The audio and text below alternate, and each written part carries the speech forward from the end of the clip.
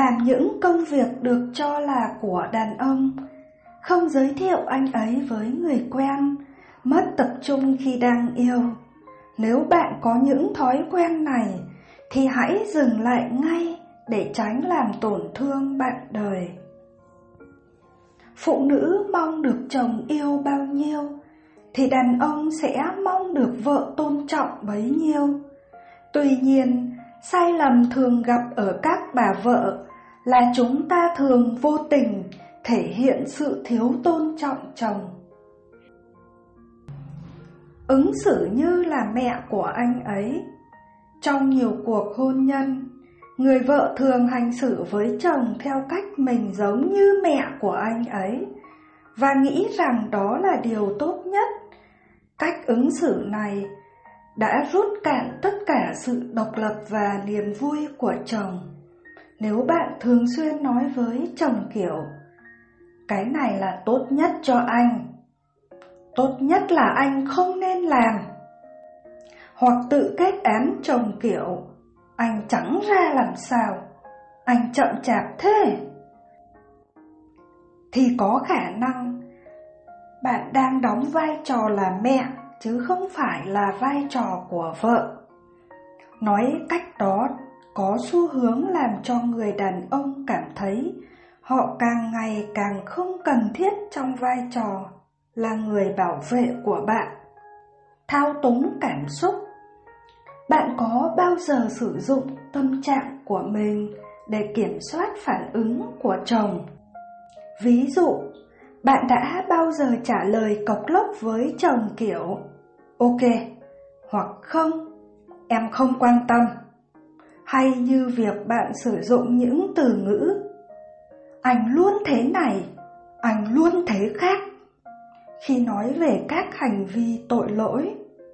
Hoặc chúng ta hung hăng, hoặc chúng ta khóc lóc, hoặc chúng ta sử dụng chiến tranh lạnh, hoặc phóng đại sự thất vọng, là những cách mà phụ nữ đã vô tình thao túng chồng mình.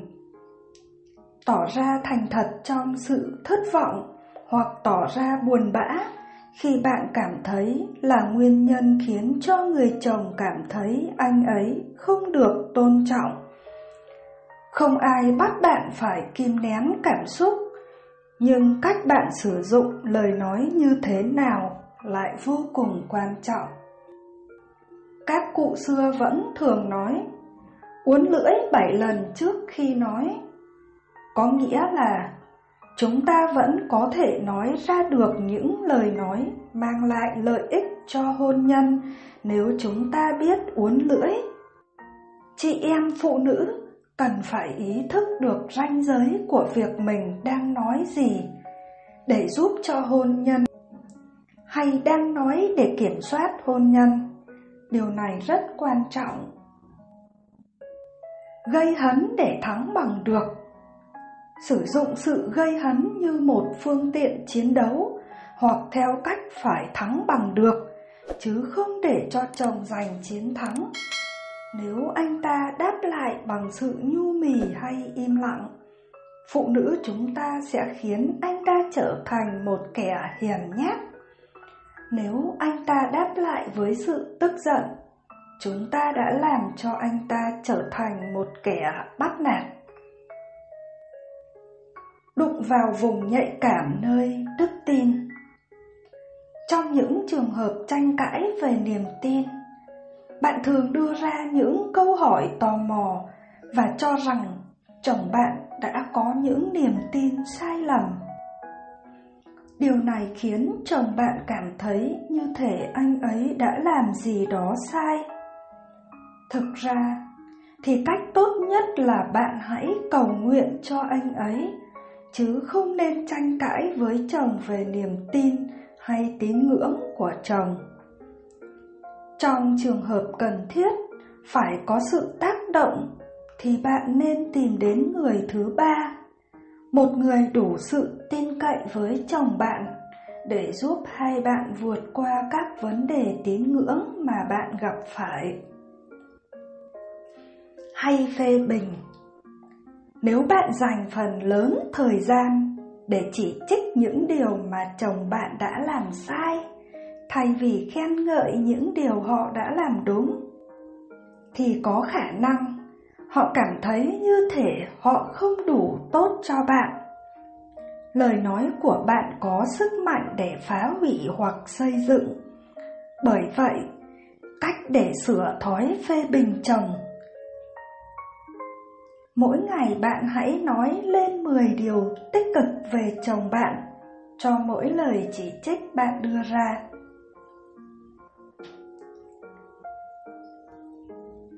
Làm suy yếu vị thế của chồng trước mặt con.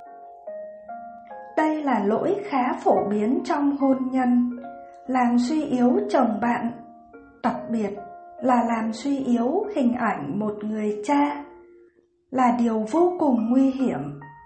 Bạn thường vô tình thể hiện cho các con của mình biết rằng bố của chúng là người không có năng lực và không nên được tôn trọng. Bạn phủ nhận quyết định của anh ấy trước mặt con. Điều này không chỉ vô tình dạy cho con bạn thiếu tôn trọng chồng bạn, mà nó còn mang đến sự bất hòa và xung đột trong gia đình bạn. Bằng cách giảm giá trị lời nói hoặc ý kiến của chồng, bạn đưa ra một thông điệp rằng chúng tôi, bạn và các con của bạn đang ở cùng một đội, còn chúng tôi cần anh để cho chúng tôi yên. Tôi sẽ không thể nuôi dạy được con cái nếu anh cứ can thiệp vào. Tán tỉnh đàn ông khác. Bạn bí mật hoặc công khai tán tỉnh người đàn ông khác. Điều này sẽ khiến chồng bạn cảm thấy thua kém và xấu hổ. Khi chúng ta kết hôn thì vợ và chồng trở thành kẻ duy nhất của nhau. Nói về những người đàn ông khác hoặc bóng gió về sự hấp dẫn của những người đàn ông khác là thể hiện sự coi thường và thiếu tôn trọng bạn đời. Một người vợ ứng xử theo cách này sẽ tạo ra sự bất an trong trái tim chồng mình. Tránh các vấn đề. Giữ mối tức giận và ghim lại những sai trái của chồng trong đầu, thay vì bày tỏ hoặc nói ra những gì đang diễn ra trong tâm trí bạn. Điều này có thể sẽ dẫn đến cay đắng và oán giận ở cả hai đầu. Nếu bạn tiếp tục giữ sự cay đắng trong lòng, bạn sẽ không ngừng đưa ra những tranh cãi. Nó khiến chồng bạn cảm thấy như thể mối quan hệ vợ chồng của bạn không bao giờ có thể trở nên tốt đẹp được. Chế nhạo chồng. Bạn có chọc giận chồng không? Bạn trêu tức anh ấy để gây chú ý hay để kiểm tra phản ứng của chồng?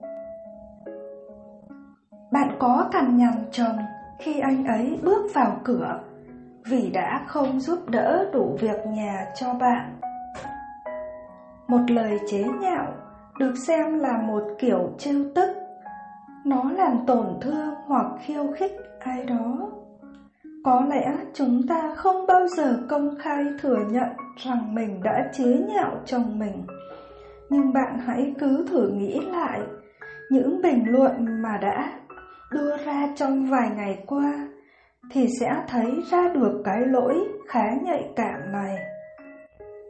Ghen tị với những cuộc hôn nhân khác.